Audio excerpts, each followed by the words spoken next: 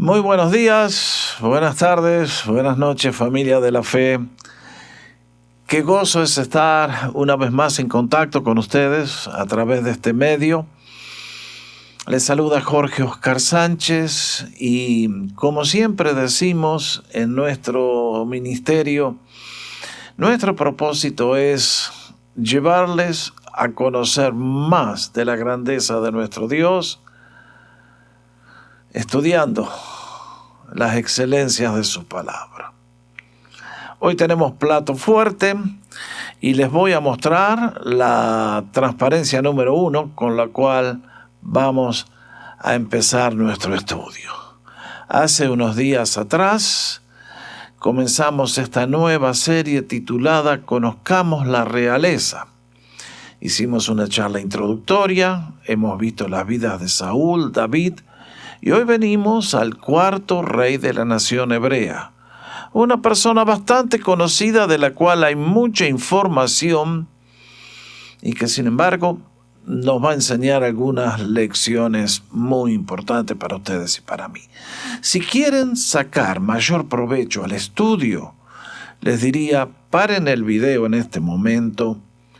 Si tienen tiempo y ganas, lean los 11 primeros capítulos de Primera de Reyes y van a tener el trasfondo del cual voy a intentar hacer un resumen con las lecciones principales para vuestro beneficio.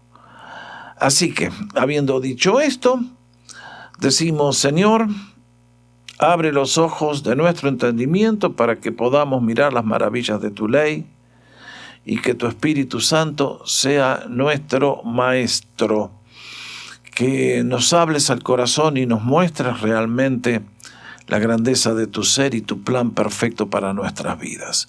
Bendice a cada persona que va a estar sintonizándose en este momento. Gracias por esta oportunidad de estar frente a ti y escuchar tu voz a través de tu palabra. Oramos en el nombre de Cristo Jesús. Amén. Permítanme entonces comenzar con esta afirmación. Estoy seguro que muchos de ustedes la conocen.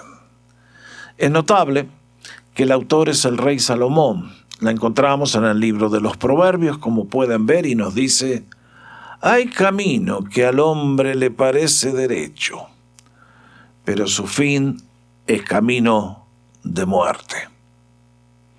Qué interesante, Salomón, que tú que escribiste este proverbio tan sabio, ¿te olvidaste en algún momento de su validez? Que mientras es útil para los demás, no fue útil para ti aparentemente. Miren, si el día que se inauguró el templo, ese día fue un día, no sé lo que habrá sido. Ustedes y yo leemos la oración de Salomón, los sacrificios que se hicieron, Dios descendiendo con su gloria, llenando con la nube de su presencia el templo. Y un día no hay palabras, ¿cómo hubiese querido estar en ese día? Pero si yo le hubiera dicho a Salomón, mire señor rey, este templo que hoy está dedicando, un día va a ser destruido, no va a quedar piedra sobre piedra. Esta ciudad que hoy está gozándose va a ser arrasada en un baño de sangre. Y la nación hebrea va a ser echada de la tierra. Y todo es por culpa suya que usted dio el puntapié inicial. Me hubiera mirado y me hubiera dicho, maten a este desgraciado. ¿Cómo me pueden venir a decir algo semejante? Pero ¿quién creen que soy? Pero lamentablemente, como hemos dicho tantas veces, el camino de las 1000 millas comienza siempre con un simple paso. Cuando nos acercamos a Salomón, hay varias cosas que vale la pena mencionar. Se las paso para el que tiene interés en tomar nota. Pero aquí encontramos que su nombre era Salomón, es el cuarto rey de la nación, ya lo dije. Ese nombre significa apacible, tiene la raíz shalom, que significa paz, y le dieron vuelta y significa pacífico, apacible. Cuando Natán confrontó a David, le avisó que iban a ser Jedidías. Ese es otro nombre para Salomón, significa amado de Jehová, y ahí tienen la cita. Este fue uno de los reyes que duró más tiempo en el poder, duró 40 años y allí tienen las fechas tentativas. Y además fue un personaje notable porque contribuyó 3 libros a las Sagradas Escrituras. Allí los tienen: Cantares, Proverbios, Eclesiastés. Y además escribió 2 salmos que son el 72, que es una oración de bendición para él posiblemente, y el 127 que se le atribuye la autoría a Salomón. Es entonces que uno tiene que decir, ¿quién es este personaje? ¿Cuáles fueron sus aciertos? ¿Cuáles fueron sus errores? Cuando hicimos la charla introductoria dijimos que estos estudios, estas historias son como un espejo que nos pone el Señor para hacernos ver los errores que ellos cometieron y los aciertos que nosotros podemos hacer, de manera que podamos vivir vidas bendecidas y prosperadas por el Señor. Ahora, cuando yo me acerco a Salomón, veo que su vida se puede analizar en 3 etapas bien marcadas. La primera de ellas podríamos decir juventud y sabiduría. Allí tienen los capítulos de Primera Reyes que abarca y vendrían a ser los primeros 20 años de su reinado. Cuando comenzó y pidió a Dios sabiduría y construyó el templo y el palacio. Y luego hay un periodo que es muy difícil marcar cuándo comenzó, pero le llamaría Edad Media y confusión, cuando Salomón empezó a pedalear para atrás, y finalmente la tercera etapa, que encontramos el relato especialmente en Primera de Reyes 11, y tenemos que decir vejez y apostasía. Vamos por parte entonces. Déjenme pasar a la próxima transparencia. Antes que Salomón comenzara, David, antes de darle el trono, le advierte y le hace esta advertencia que está en la pantalla, diciendo: yo me voy por el camino de todo el mundo. Tú esfuérzate y sé hombre. Guarda lo que el Señor tu Dios te ha encomendado para andar en sus caminos y guardar sus estatutos, sus mandamientos, sus decretos y sus testimonios, tal como está escrito en la ley de Moisés. ¿Para qué?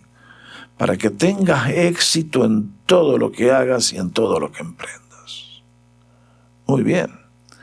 Cuando leo esta recomendación de David, esta advertencia, ¿no le suena parecido a lo que Dios le dijo a Josué al entrar a la tierra prometida?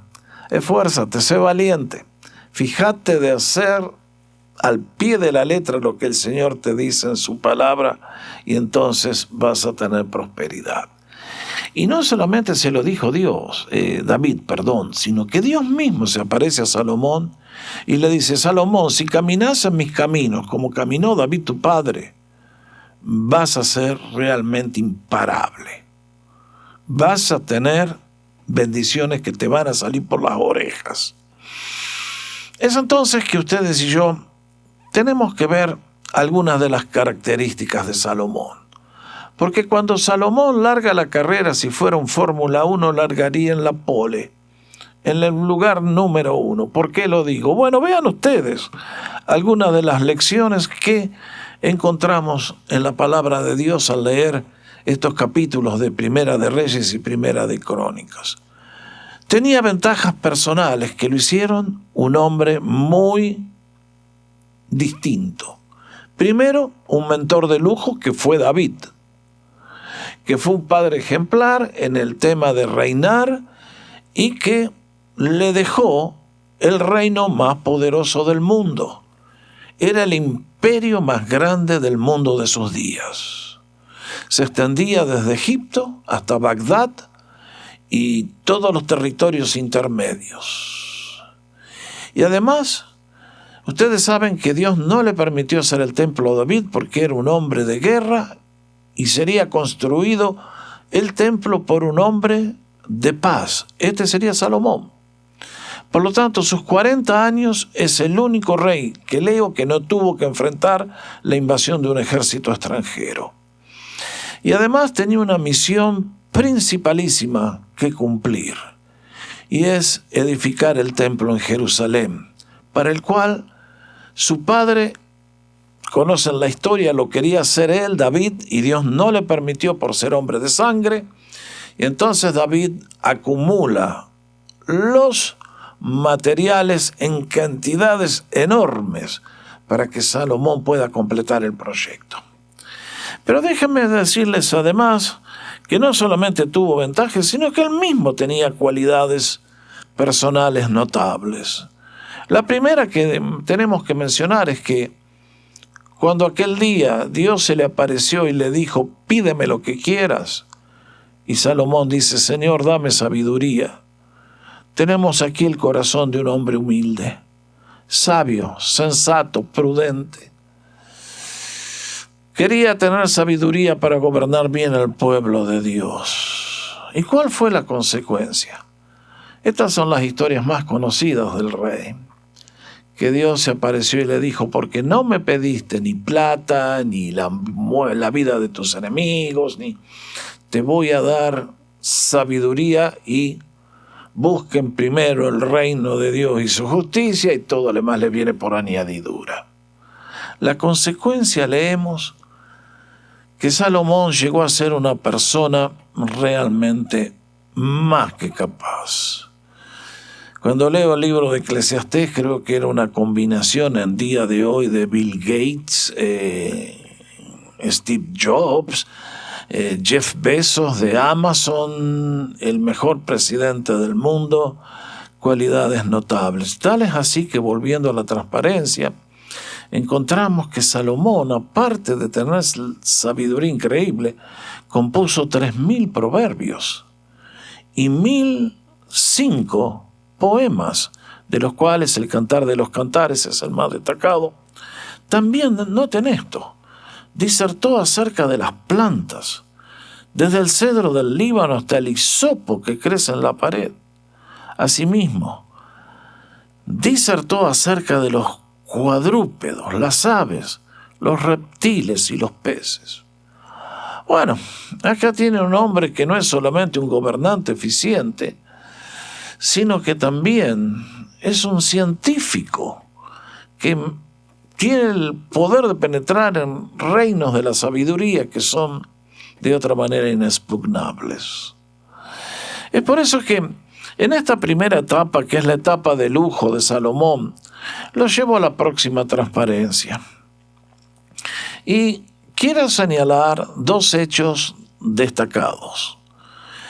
Primero, que como vimos ya, Dios le concede la petición de ser sabio y le prospera de una manera impresionante económicamente a la nación. Tal es así que el cronista nos cuenta que la nación nunca vivió un momento de tanto esplendor económicamente. Nos cuenta que a Salomón le traían oro por... Bueno, en fin, lean ustedes el relato, no hace falta decirlo. Pero, además, la obra cuantiosa. Y es que en este periodo, Salomón construye el templo. Y mis hermanos, eso fue una obra de arquitectura y de ingeniería que hasta el día de hoy asombra a los expertos. ¿Cómo pudieron hacer con la tecnología de aquellos años la obra que hicieron? Y allí, volvemos a la transparencia, pongo un detalle que realmente a mí me llama la atención, y es que cuando edificaron el templo, usaron piedras enteras labradas en las canteras, de manera que mientras lo construían no se oía en el templo el ruido de martillos, hachas ni otras herramientas de hierro. Y uno dice, ¿cómo es esto? No, todo tenía que venir precortado al milímetro y tenía que encajar esa piedra en el lugar exacto que le había diseñado el arquitecto principal y nada de andar ajustando y cortando. ¿Por qué esto? Bueno, algunos creen que es una de las tantas señales por las cuales Dios dice, este es un lugar sagrado. Este templo no es como los otros edificios que ustedes conocen. Más bien, es un lugar donde no se debe escuchar el ruido de herramientas en manos humanas. Es un lugar de mucha solemnidad. Y es así que esas piedras monumentales que ustedes pueden ver en el día de hoy en Jerusalén se visitan, aunque no son de este templo, nos dan una idea, por lo menos, de lo que significaba ser aquellas murallas, edificios, con las piedras que tenían y con los medios que tenían para cortarlas y transportarlas y ubicarlas en el lugar. Realmente asombroso. Es entonces que uno dice, tremendo Salomón, tremendo, hermoso, hasta aquí te mandaste un trabajo impresionante. Ahora, recuerden también que una vez que terminó el templo, lo cual le llevó 7 años, nos dice Primera de Reyes que comenzó al 4.º año de su reinado la construcción, más 7 se van 11 años. Y luego Salomón emprende la construcción de su propio palacio, que debe haber dejado chiquito a Buckingham Palace y a todos los que conocemos en el día de hoy. Le tomó 13 años. Y de acuerdo a lo que leemos, el relato queda chico ante me imagino lo que debe haber sido en realidad. Un lugar fastuoso. Un lugar donde el oro corría, se lo veía por todas partes. Y aquí creo que aquí tenemos que señalar que posiblemente, como resultado de la bendición, comienza el camino al deterioro. Si no somos cuidadosos con las bendiciones que Dios nos da, es probable que terminemos tropezando con las mismas bendiciones. Yo veo que cada bendición de Dios también tiene la semilla de la destrucción. ¿Qué quiero decir? Que si Dios me manda prosperidad, guarda que la prosperidad no se convierta en avaricia. Y como dijimos cuando meditamos el Salmo 1 en la primera de las charlas, no nos hagamos codiciosos de tal manera que cada vez somos más codiciosos. Y la codicia, al igual que una droga, te toma y no hay límite. Vamos a la próxima transparencia y les digo que en algún momento en esta etapa Salomón desarrolla un estilo de vida fastuoso. El de un dictador, el de un monarca que está borracho por el poder y la riqueza. Vean ustedes el relato. Porque los barcos del rey iban a Tarsis, esto es Cádiz, en España, fuera del peñón de Gibraltar, sobre el océano Atlántico. Con los siervos de Hiram, era el rey de Tiro, que era un socio que mucho le ayudó en la construcción, proveyendo la madera del Líbano. Y una vez cada 3 años venían los barcos de Tarsis trayendo oro, plata, marfil, monos y pavos reales. Bueno, ¿qué tal? Yo no sé cómo serían las cosas, pero me imagino que ahí en Cádiz, en Tarsis, se ponían en contacto con mercaderes de todo el mundo y, lógicamente, traían al rey todas estas cosas que son exóticas. Siempre me llama la atención por qué los dictadores quieren tener un zoológico propio. O por qué tanta gente que es rica quiere tener el zoológico propio. Aquí en California, si ustedes toman alguna vez el camino de la costa que va de Los Ángeles a San Francisco, van a llegar a una ciudad chiquita, un pueblito llamado San Simeón, por aquel del libro de Lucas. Y allí un hombre multimillonario, Randolph Hearst, dueño de, no sé, tierras y minas y el periódico, uno de los periódicos más importantes del país, decidió hacerse un castillo gigantesco y trajo animales de todo tipo para tener su propio zoológico. Bueno, un buen día se cansó del zoológico y a los animales los mandó, los vendió, los regaló, no sé qué hizo, pero lo único que dejó fueron las cebras que trajo del África. Así que cuando uno llega a ese lugar, desde el camino uno alcanza a ver cebras al otro lado del alambrado y dice, ¿qué hacen las cebras aquí? Bueno, alguien como Salomón, que quería tener su propio zoológico. Y Salomón quería monos y pavos reales y marfil. ¿Cuántos elefantes habrán pagado con la vida para sustentar el lujo de este agrandado? Es por eso que les puse el versículo de 2 Reyes 10:18. El rey también hizo un gran trono de marfil y lo recubrió con oro refinado. Bueno, yo si hubiera estado ahí le hubiera dicho, cuidado, Salomón, me parece que estás cruzando la línea. Dios te ha bendecido, te ha prosperado, te ha dado paz, te ha enviado riquezas y te ha enviado de todo tipo de bendiciones materiales. Pero guarda, no te pases de la línea, porque aquí hay una trampa gigantesca, queridos. Es la trampa que que hace caer al 90% de los cristianos. ¿Qué quiero decir? Que Dios te dice, prospera, trabaja, cómprate tu casa, de modo que cuando llegues a viejo puedas tener un retiro tranquilo. Pero ustedes saben, viene la bendición y luego la casa en Los Ángeles no es suficiente. Me tengo que comprar un departamento en Mónaco para ir a ver el Gran Premio de Fórmula 1 y una casa en París que mire la Torre Eiffel y un departamento en New York para ver la celebración del Año Nuevo y un departamento en Buenos Aires para comer comida rica. Y bueno, ustedes saben, no hay límite. Tantos cristianos me dicen, yo no puedo ofrendar, pastor. Pero querido, están poniendo plata mensualmente en la compra de propiedades y carros de alta gama y, bueno, ustedes saben. Si yo voy a esperar a que compre todas las cosas que mi alma me pide y después voy a empezar a dar a Dios, no voy a dar nunca un centavo.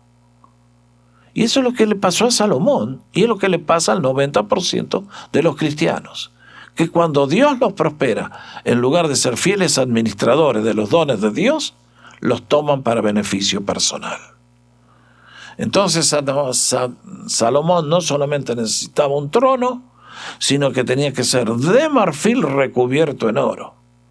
Caramba, querido, yo me hubiera conformado con un asientito de Ikea, pero bueno, ustedes saben.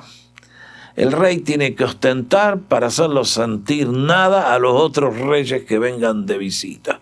Y la pobre reina de Seba que vino a verlo, me imagino que se debe haber sentido humillada, porque le trajo oro y esto y lo otro, y cuando vio lo que Salomón tenía, dijo, Bueno, ahí está.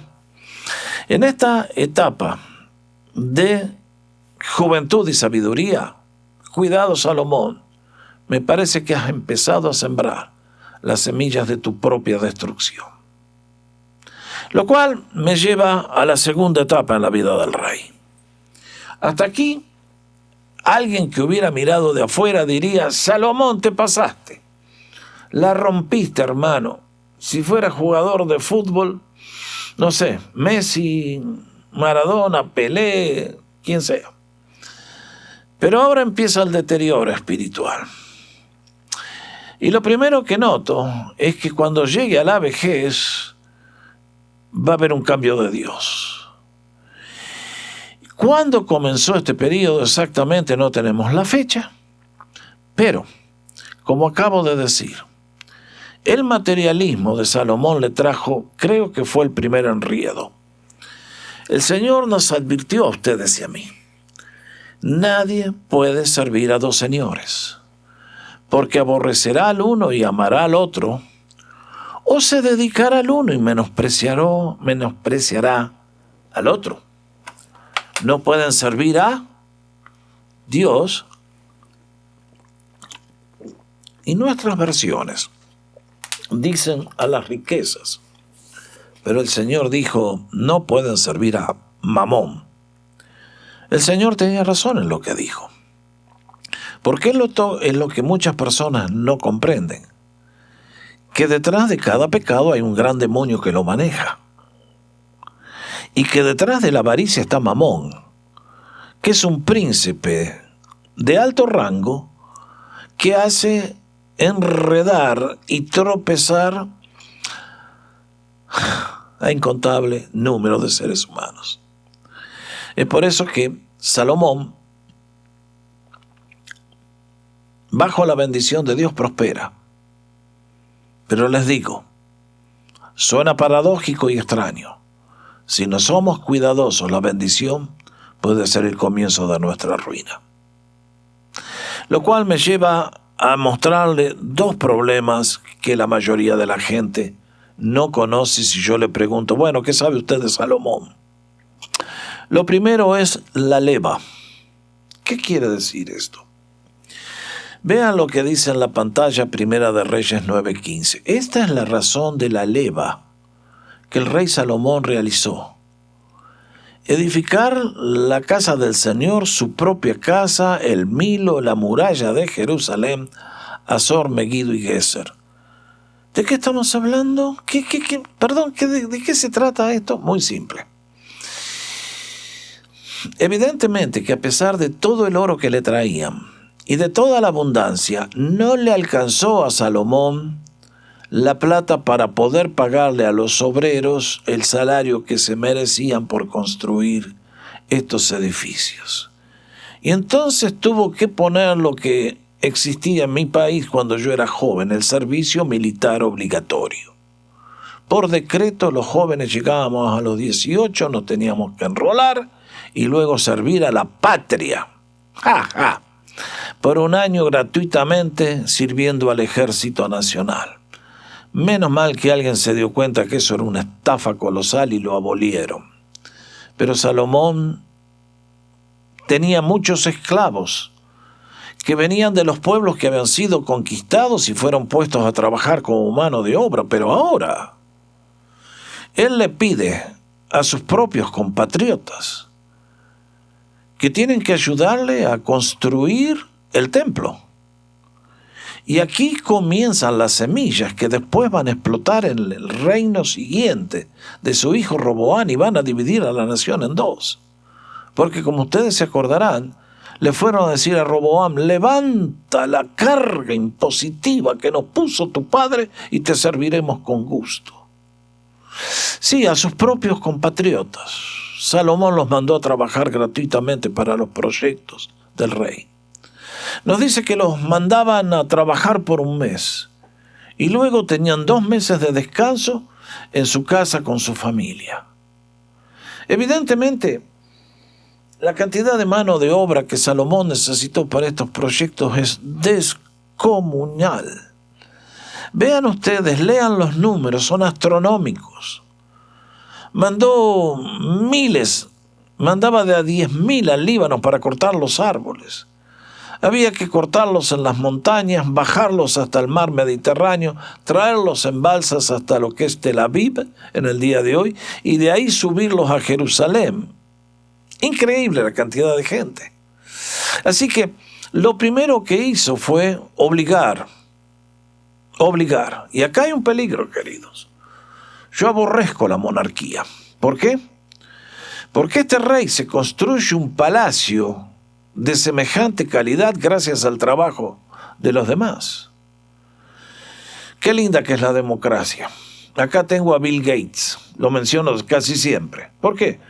porque es uno de los hombres más ricos del mundo. Y si él se construyó una casa que vale 5.000 millones, no tengo nada que decirle, porque no lo sacó de mis bolsillos. Pero cuando ve un rey, y ustedes recorran Europa, cuando ven los palacios dicen, estos sí que fueron chupasangres. Salomón, perteneces a ese club, lamentablemente. Lo otro que quiero decir es que no se da cuenta uno muchas veces, pero cuando vemos el relato, vamos a la pantalla, Salomón hace un cambio administrativo que va a destruir la estructura social de la nación. Le pongo allí la cancelación de la asociación tribal. ¿Qué quiero decir? Vean ustedes, Salomón tenía 12 gobernadores en todo Israel, los cuales abastecían al rey a su casa. Cada uno de ellos estaba obligado, marquen, a abastecerle durante un mes del año. ¿Hello? ¿Cómo es esto? Bueno, ustedes saben. Cuando leemos la conquista de la tierra prometida fue dividida en 12 distritos, cada uno de acuerdo a una de las tribus de la nación hebrea. Esta asociación no tenía gobierno central. Nadie tenía que pagar impuestos para mantener un líder nacional. Por eso Dios quería que el pueblo de Israel sea una teocracia. Él levantaba un hombre como Gedeón que liberaba a la nación de los enemigos y la nación podía vivir en paz. Pero ahora Salomón va a introducir un cambio gigante. Tiene mucho más territorios que gobernar. ¿Dónde están los límites de las tribus? Y dice, bueno, vamos a hacer 12 regiones administrativas. Y ya ven, a cargo de cada una de ellas dibujó un nuevo mapa de la nación y puso a cargos, amigos suyos que eran fieles a su causa y a su visión. Pero lo cierto es esto, que con la aparición de este nuevo orden sociales cambia la estructura, vuelvo a reiterar, de la sociedad hebrea. ¿Qué quiero decir? Que hasta el momento no había una aristocracia, una burguesía, un proletariado con el lenguaje de los marxistas. No, eran todos iguales. Pero a partir de Salomón ahora se forma una aristocracia que son los amigotes del rey. Y cuando la nación prospera, comienza el comercio y muchos evidentemente trabajan con el rey y explotan esto y aquello y pasa a ser la burguesía y después estaban las viudas y los huérfanos que quedaron olvidados. Y cuando llegamos más adelante, ustedes leen el libro de Amós, que describe a la sociedad de sus días y es una sociedad que es realmente una vergüenza. Todo lo bueno que tenía Israel, Salomón dio el primer paso para destruirlo todo. El camino de las 1000 millas comienza con un paso. Hay caminos que al hombre le parecen derecho, pero su fin es camino de muerte. Y es por eso que vamos al tercer periodo en la vida de Salomón. Vejez y apostasía. Y aquí quiero comenzar citando al mismo Salomón, que en el libro de Eclesiastés nos dice, mejor es el fin del negocio que su principio. Mejor es el sufrido de espíritu que el altivo de espíritu. En serio, Salomón, ¿vos crees eso? ¿Por qué no lo ilustraste con tu vida? No. Comenzaste bien, pero el final fue una catástrofe. Vos te escapaste, Salo, pero a tu hijo le quedó qué resaca, qué consecuencias, qué legado. Y uno dice, ¿y dónde comienza el proceso?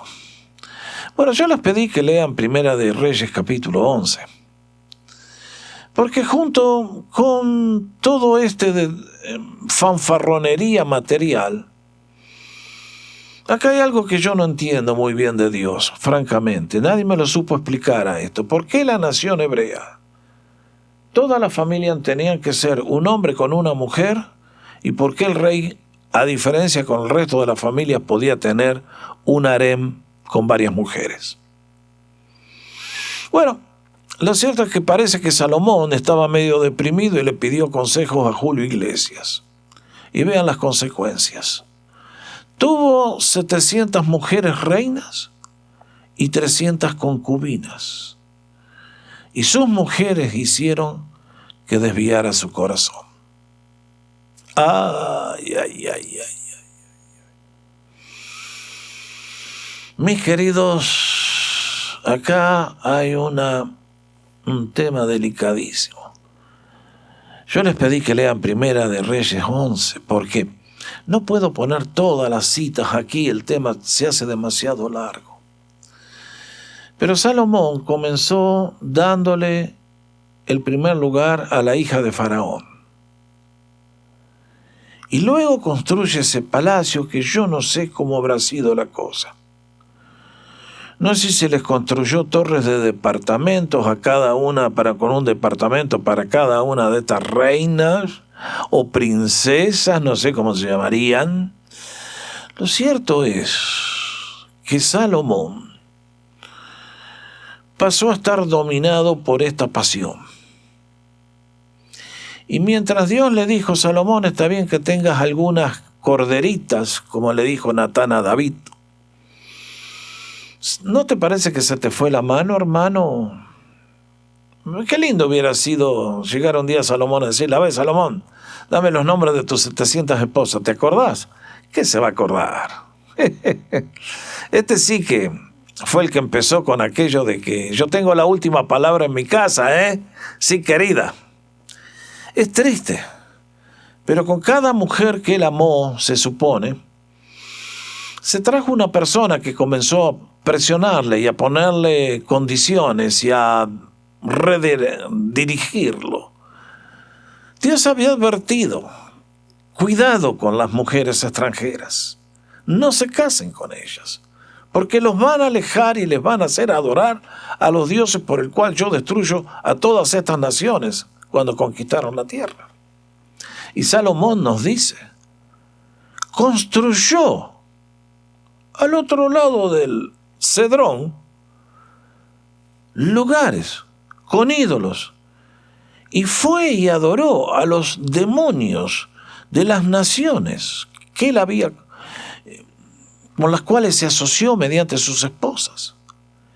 Allí trajo el culto a Moloc, que era un demonio que está hasta el día de hoy que te dice, si querés poder, sacrifica a uno de tus hijos.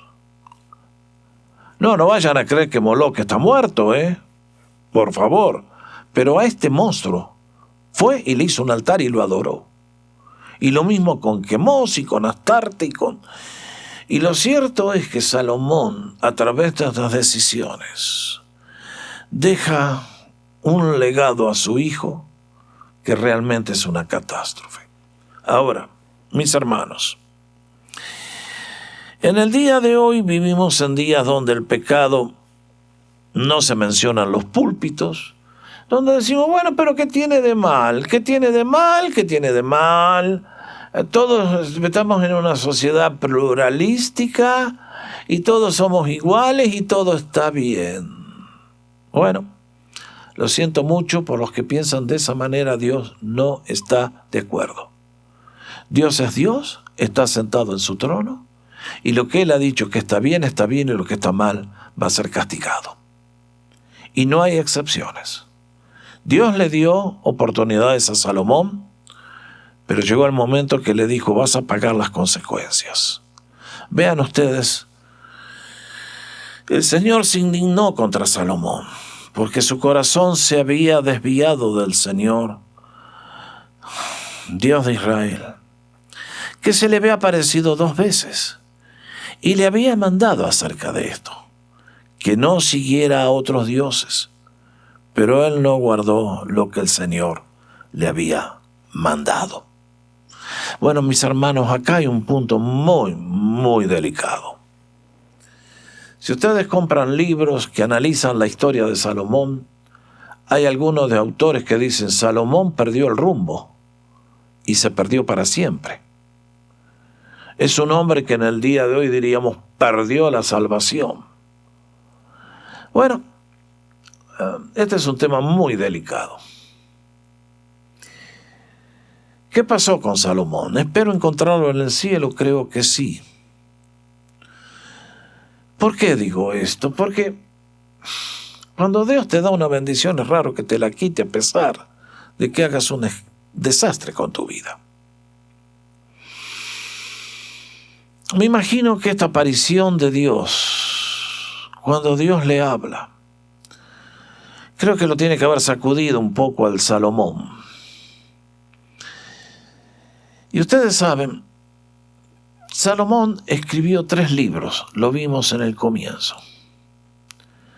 Creemos que escribió Cantares cuando era joven, escribió los Proverbios cuando estaba en la Edad Media y escribió el Eclesiastés en su vejez.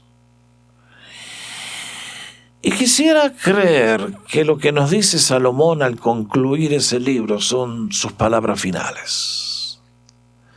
Que de alguna manera, a pesar del descalabro que armó, y que sembró las semillas para la destrucción de la nación, tal vez Dios le extendió su misericordia y salvó su alma. Porque en Eclesiastés cierra el libro diciendo, la conclusión de todo el discurso oído es esta: teme a Dios y guarda sus mandamientos, pues esto es el todo del hombre. Porque Dios traerá a juicio toda acción, junto con todo lo escondido, sea bueno o sea malo. Bien, Salomón, bien. Parece que leíste Hebreos 4:12, que dice, y no hay cosa escondida delante de sus ojos, sino que todas están abiertas y desnudas a los ojos de aquel a quien tenemos que dar cuentas.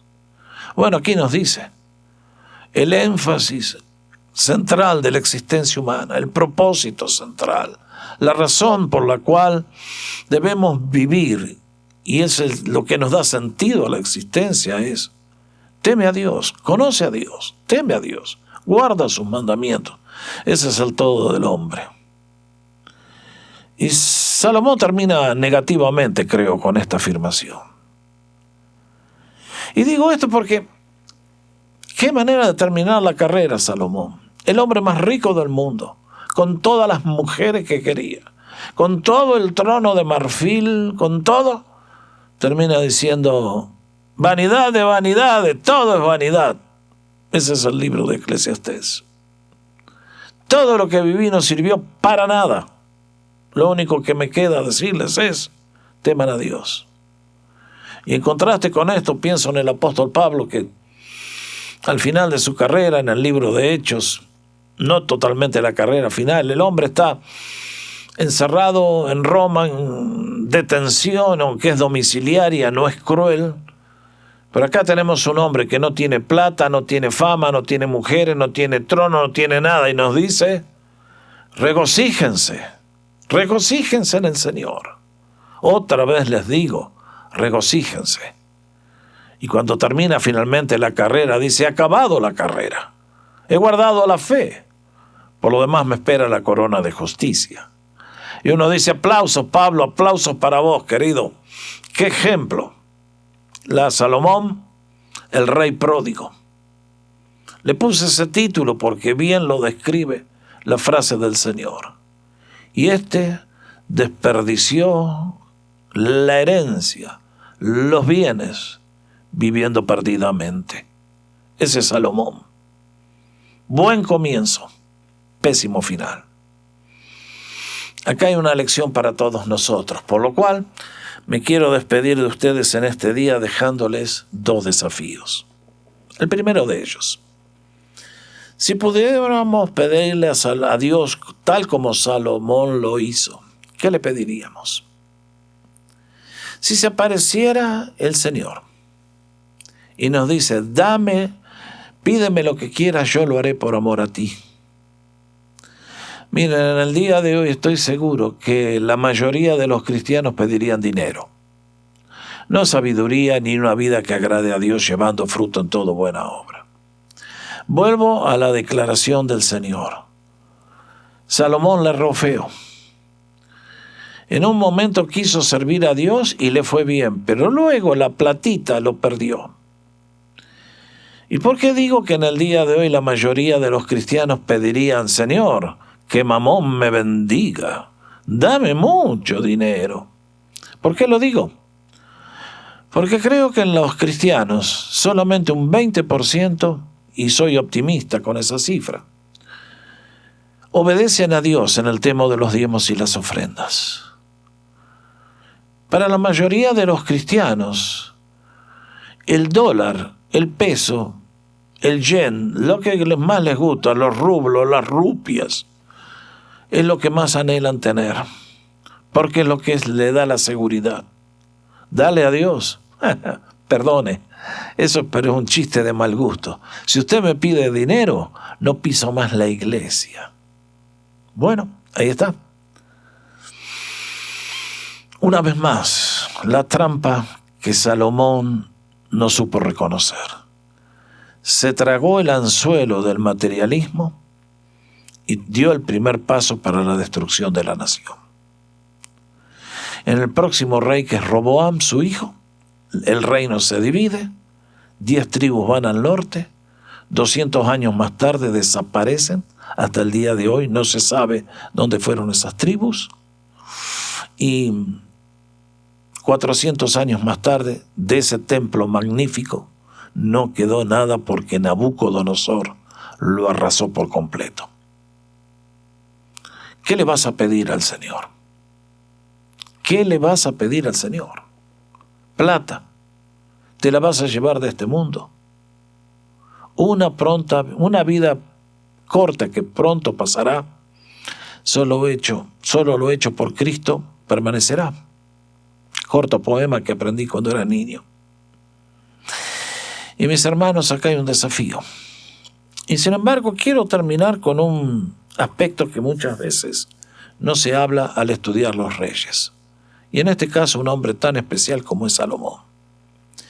Y es que detrás de Salomón hay un tipo de la persona de Cristo, una figura de lo que vendría después.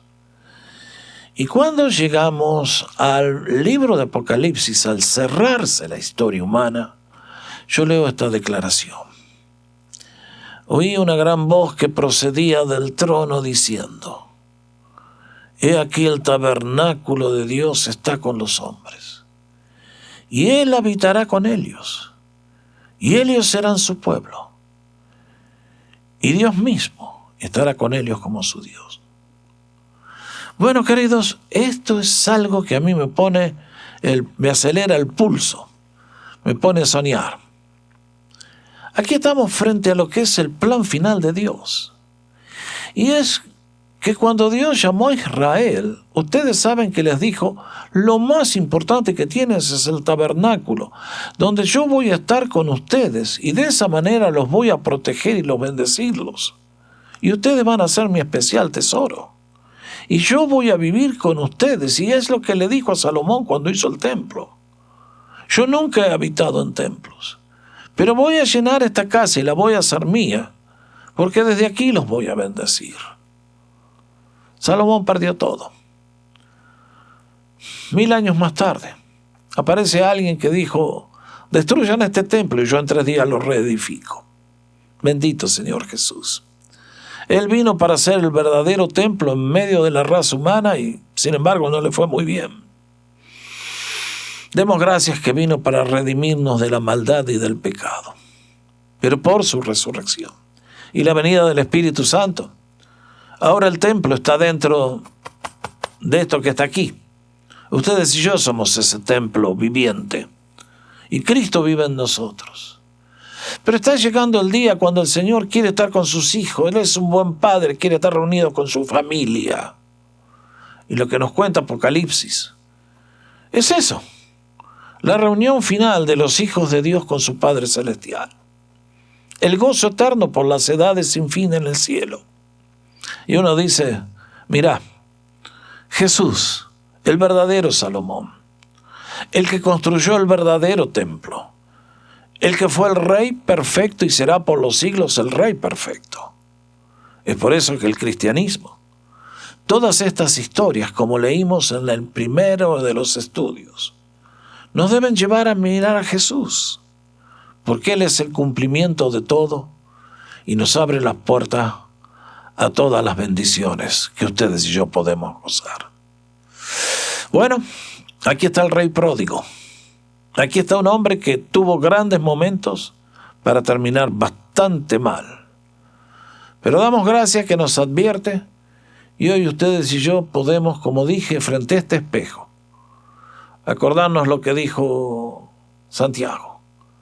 Pero no sean oidores solamente de la palabra, sean hacedores, llévenla a la práctica para tener prosperidad y bendición en todo lo que hacemos. Bueno, este es el tercero de los reyes. Créanme que hay mucho más para aprender de los que vienen. En este día que el Señor les bendiga a todos, muchas gracias por escuchar. Confío que la palabra de Dios les ha sido de instrucción, inspiración, iluminación, bendición, y que en todas las cosas aprendamos no para criticar de los reyes, sino para ser personas que alegran el corazón de Dios con sus buenas decisiones y con un estilo de vida que lleva fruto en toda buena obra. El Señor les bendiga.